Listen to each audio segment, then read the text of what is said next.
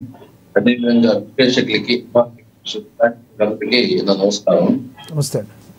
లక్ష్మణ్ గారు, పవన్ కళ్యాణ్ ఏదైతే పేదవాడి పక్కన నిలబడాలి, ఎవరైతే బడుగు బలహీన వర్గానికి చేదోడుగా ఉండాలని కార్యక్రమం ఈ రోజు ప్రతి గ్రామంలో దాదాపు 4,976 కోట్లతో 7,213 కిలోమీటర్లు అభివృద్ధి చేయాలని చెప్పేసి ముందుకు పోవడం. అదేవిధంగా అల్లూరు సీతారామరాజు జిల్లా దెబ్బరి కూడా మండలంలో పెద్దపాడు గ్రామానికి నెల రోజులు బీటీ రోడ్ వేయడం జరిగింది.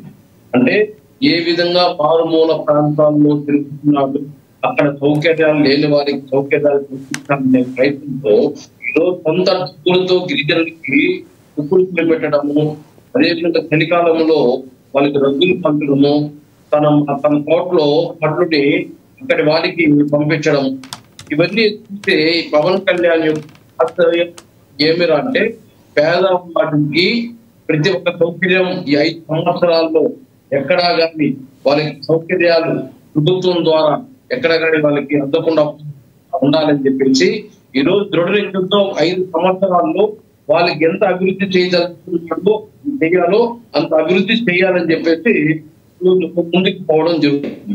అదేవిధంగా geo rural road management system, అదే విధంగా 9 11 గ్రామాల్లో వార్షికంతా 1 కోటి మందికి ఆస్తి యజమాన్య పక్క ప్రాపర్టీ కార్డు అందించాలని, ఇలాంటి కార్యక్రమాలతో పాటు ఒక 10 రోజులుగా అడవిల పైన కాన్సన్ట్రేషన్ చేయడం జరిగింది పవన్ కళ్యాణ్.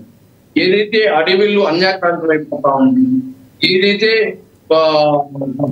ప్రతిపక్షంలో ఉన్న పెద్దలే అధికారంలో ఉండేటప్పుడు ఏ విధంగా అడవి భూములు దోచుకునేది, ఈ రోజు మాకు వారసత్వంగా వచ్చింది, మాకు 1920లో వస్తుంది, 1965లో మేము పర్చేజ్ చేసి అని ఇలాంటి వాక్యాలన్నీ అడవి మధ్యలో సామాన్యులకి ఏ విధంగా భూములు వస్తాయి అనేది అదే విచారించమంటున్నాడు పవన్ కళ్యాణ్ కూడా.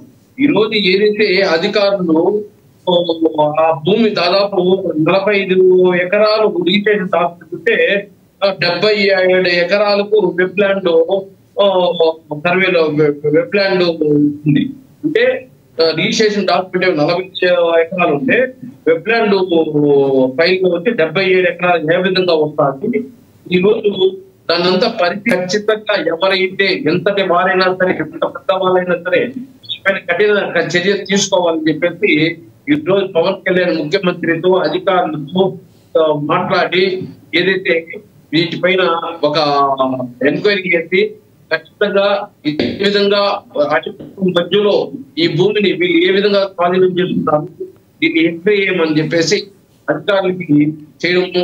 అదే విధంగా గెద్దం చెక్కల విషయంలో అయితేనేమి అయితే మిథున్ రెడ్డి ఎక్స్ వేదికగా అయితే స్పందించారు. మిథున్ రెడ్డి ఎక్స్ వేదికగా స్పందించారు. మిస్టర్ పవన్ కళ్యాణ్, మీరు షూటింగ్లు అయ్యి బాగా చేస్తారని మాకు తెలుసు, ఎర్రచందనం విషయంలో కూడా ఇలా అడావుడి చేశారు, కానీ తీరా నిరూపించమని చెప్పేప్పటికి పారిపోయారని చెప్పి ఎక్స్ వేదికగా ఆయన స్పందించడం జరిగింది. ఎలా చూడాలంటారు మిథున్ రెడ్డి వ్యాఖ్యల్ని? సార్, మిథున్ రెడ్డి మాటలు పెద్దిరెడ్డి రామచంద్ర రెడ్డి మాట్లాడితే ఆశ్చర్యపోతుంది. మేము తిరుగుతూ మాత్రమే వాళ్ళకు ఉండే ప్రాపర్టీ కానీ ఎండోమెంట్ ప్రాపర్టీ ఆక్యుపై చేసుకునేవి కళ్యాణ మండపాలు కానీ, వాళ్ళ సొంత ఇల్లుండేది కూడా ఏదో మఠం భూములు కానీ, అన్ని వాళ్ళ అడవి భూములు కానీ, మఠం భూములు కానీ, అదే విధంగా కళ్యాణ మండపాలు ఉంటాయి అవి కానీ, డీకేటీ భూములు కానీ, ఇవే వాళ్ళ కళ్యాణ మండపాలు ఉన్నా వాళ్ళకి ఏది కానీ డిస్ప్యూట్లు ఉండేవి, అలిగేషన్ ఉండేవి తీసుకోవడము, దాన్ని రెగ్యులేట్ చేసుకోవడము, వాళ్ళు అధికారం అడ్డం పెట్టి రెగ్యులేట్ చేయడమే ఎక్కుతారు. తిరుపతిలో వాళ్ళ ప్రాపర్టీస్ ఏమైనా ఎక్కడ ఎంకరేజ్ చేయండి, అవి మఠం భూములు లేకపోతే డీకేటీ పట్టాలో లేకపోతే ఎండోమెంట్ ఏవో ఉంటాయి కానీ ఏది కానీ పక్కా రిజిస్టర్డ్ డాక్యుమెంట్ అనేది ఉండదు. వాళ్ళు వేద నీతిలో చెప్తుంటే పవన్ కళ్యాణ్ మళ్ళీ విమర్శించడం అంటే సినిమాలు అంటే ఆయన వృత్తిపరంగా సినిమాలు చెప్తున్నారు. వీళ్ళు టీవీల ముందు మాట్లాడబోతాం, రాజకీయం చేసేది ఒకటే, ప్రజలకు చెప్పేది నీతి గురించి చెప్పేది, వీళ్ళు చేసేదంతా అవినీతి కార్యక్రమాలే.